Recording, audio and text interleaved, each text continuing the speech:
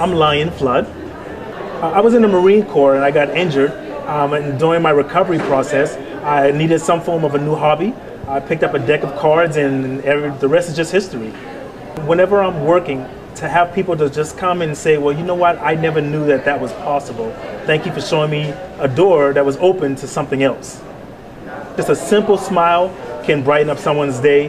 To have someone come to me and ask me, you know, how did you do it?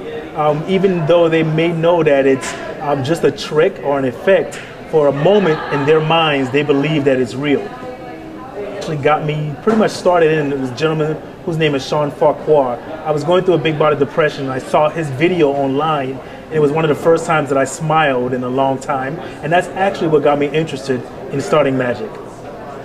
One, I see it becoming a staple in the future, and the reason why is because it's actually the oldest profession in the history.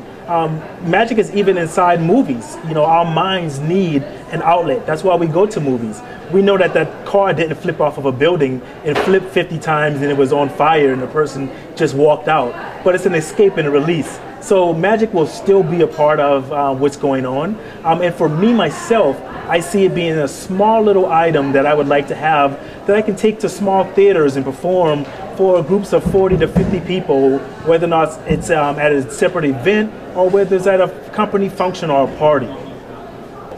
For me and anyone who has not heard of it, just like what I didn't hear of it before, I saw it and I said, this is a great way to maybe network with other artists. I pretty much figured there probably aren't going to be many magicians who are in it, but even if there aren't, I get to network with photographers, with other people in the industry of music, and learn how they communicate with event planners or agents or anyone else. So I would say get involved, learn other trades, even if it's not yours, and that way you get to meet other people who are not necessarily as big as they want to be, but working towards getting there.